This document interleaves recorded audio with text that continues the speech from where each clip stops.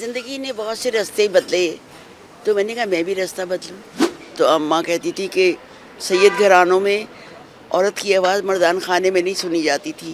ہاں ان کو برا کہتی ہوں جو کہتے ہمیں اردو نہیں آتی. آدھے ہمارے صحافی مارے گئے, لوگوں کو اٹھا لیا گیا, لاپتہ کر دیا گیا.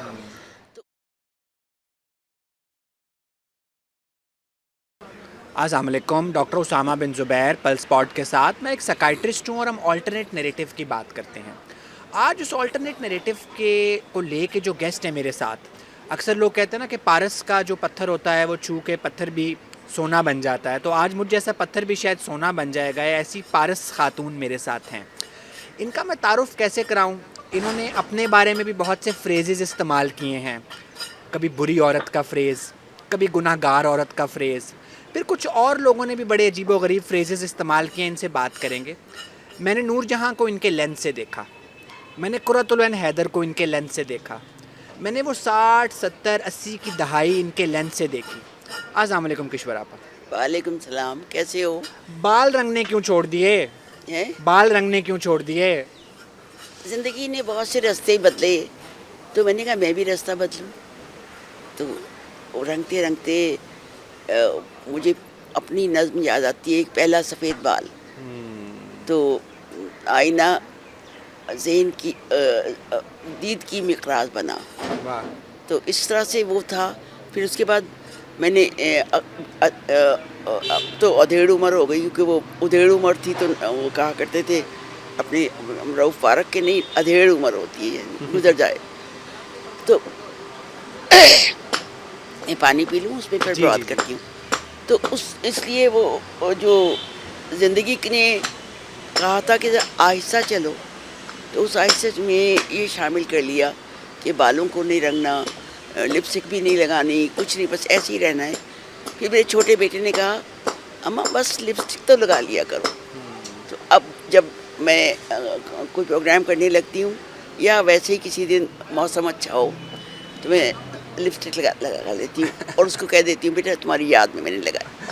اچھا آپا, بہت سے لوگ نا آپ کے, جب میں اس پوڈ کاسٹ کے لیے بھی آ رہا تھا تو مجھے بہت سے لوگوں نے کہا بھائی وہ تو بڑی خطرناک خاتون ہیں, بڑی خوفناک خاتون ہیں. یہ جو آپ کے بارے میں مسکنسیپشن ہے, یا واقعی ایسا ہے کہ آپ بہت تند مزاج, بہت تلخ مزاج, بہت جھگڑالو خاتون ہیں, ایسا ہے؟ نہیں, دیکھو جھگڑالی تو ہونا پڑتا ہے اس ملک میں.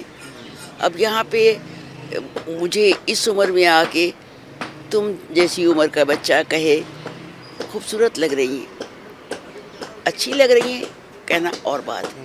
تو یہ تانا ہے اور ایک ٹونٹ ہے, اس کو مجھے واپس دینا ہوتا ہے. جو تانا ٹونٹ ہو اسے واپس کرنا ہوتا ہے, جو کمپلیمنٹ ہو وہ پیار سے لینا ہوتا ہے. اچھا, آپ نے یہ ہم گناہ گار عورتیں جو اہل جبہ کی تمکنت سے نہ روب کھائیں, نہ جان بیچیں, نہ سر جھکائیں, نہ ہاتھ جوڑیں, یہ تو آپ نے کہا. اپنے بارے میں آپ نے جب کتاب لکھی بری عورت کی کتھا, حالانکہ اس میں ہمیں بری عورت نظر کہیں نہیں آئی, اور جب نہیں, تمہاری بات قطع کر رہی ہوں. بری عورت سے مراد کتاب پڑھ کے بھی نہیں آیا. بری عورت سے مراد یہ ہے, اور اس میں برے مرد بھی شامل ہیں. ایسے ہی ہے. جو عورت یا مرد اپنے خاندان میں کسی کام میں, تعلیم سے لے کر کوئی بھی کام ہو جو تم کر رہے ہو یا میں کرتی ہوں, شاعری اہل کرتا ہے, وہ سبھی اس کو برا کہتے ہیں. مطلب برقع اتارنا, مثلا کالج جانا, اور ہمارے زمانے میں تو کالج تھا ہی نہیں, تو کالج جانا, یہ سب باتیں لوگوں کو اس لیے بری لگتی ہیں کہ ہائے ہمارے خاندان میں تو کبھی کوئی باہر نہیں جاتا تھا.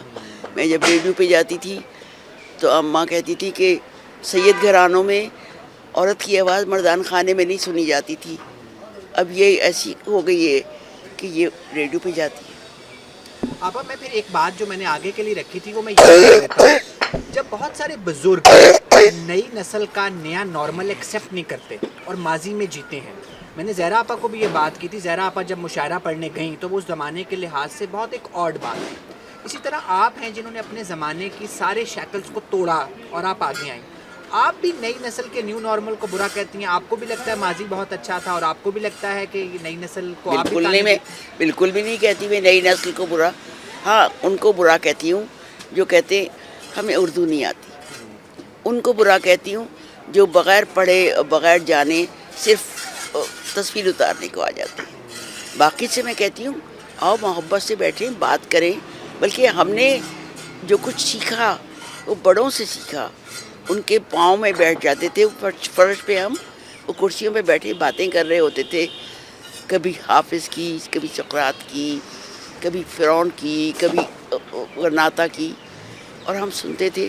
ہم نے کتابوں میں تاریخ نہیں پڑھی، ہم تو جیے ہیں کتاب تاریخ. ایسے ہی. مثلا سیکنڈ ورلڈ وار کے آخری دنوں میں نے وہ سنبھالا. پاکستان موومنٹ کی آغاز میں نے چلنا اور میں نے لکھنا اور پھر اوڑھنا اور سب سیکھا. پاکستان بنتے ہوئے گزرتے ہوئے وہ زمانے جب بڑی مشکل سے لڑکیاں سب قتل کر دی جاتی تھیں، ہم لوگ جہاز کے ذریعے آئے.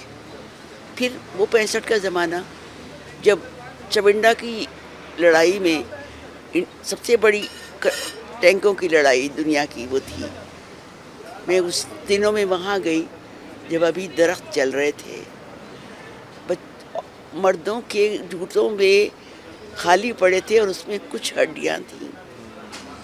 اور اس جگہ ایک بندہ آیا اور بابا سا اور ایسے مجھ سے لپٹا کہ میں خود رونے لگی.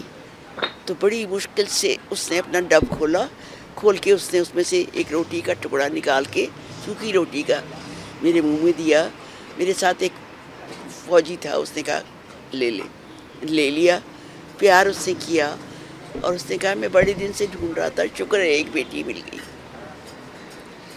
انہوں نے ہماری فوج سپاہیوں نے مجھے تھوڑی دیر میں اس سے نکالا تو پتہ چلا اس کی 5 بیٹیاں تھیں اور وہ سب اغوا ہو گئی. اور وہ اکیلا اس گاؤں میں، چونڈا کے گاؤں میں گھوم رہا ہے. عورت کی شکل میں میں نظر آئی. تو اس لیے اس نے یہ بات کہی. ان تقسیموں نے، ان جنگوں نے ہم سے بہت کچھ چھین لیا. اچھا، میں اس طرف واپس آؤں گا فوجی بھائیوں اور جنگوں کی طرف. میں نے کہا نا آپ نے اپنے لیے بھی بہت سارے ایڈجیکٹیوز یوز کیے اور آپ کے لیے بھی بہت سارے لوگوں نے. بشریٰ انصاری صاحب کے والد احمد بشیر نے ایک عجیب و غریب ٹائٹل سے آپ کا خاکہ لکھا اور سینسیشنلائز بھی کیا. آج کل لوگ سوشل میڈیا کو برا کہتے ہیں کہ چیزوں کو سینسیشنلائز کرتے ہیں. تو اس زمانے میں اس 56 چھری کے نام سے خاکہ لکھنا وہ سینسیشنائزیشن نہیں تھی، وہ لٹریچر تھا. ارے تم کہتے ہو لٹریچر تھا، لیکن خدیجہ مستور تو رو پڑی تھی. یہی میں. اور سب کے سب، خیر میرا میاں تو بھی شامل تھا. سبھی وہ تب شامل زندہ تھے؟ آپ کے ہسبینڈ تب زندہ تھے جب وہ ہاں خاکہ؟ تو بہت 71 کی بات ہے. وہ تو 84 میں ان کا انتقال ہوا. لیکن یہ کہ اس کی اپنی لینگویج تھی، اس کا اپنا لہجہ تھا بات کرنے کا، بتانے کا. تو بس ٹھیک ہے. لوگ اس نے مجھ سے کہا تھا مضمون تو پڑھ لے، یہ تینوں پسند نہ ہوئے تے نہیں پڑھاں گا. میں کہ جو تیرا دل کرتا ہے کر. اور بعد میں پھر وہ یہی کہتا تھا کہ میں تو اس کو خود کہا تھا کہ پروف ریڈنگ کرا کے لایا تھا. نہیں، پروف ریڈنگ نہیں کی.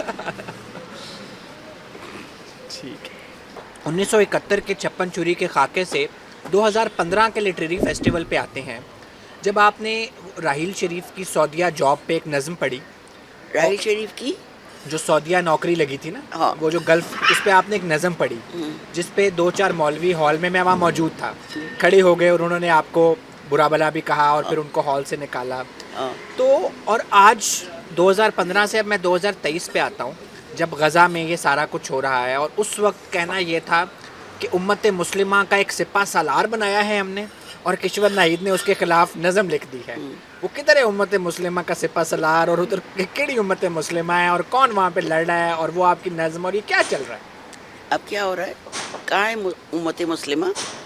43 ملکوں کی امت مسلمہ بنی تھی.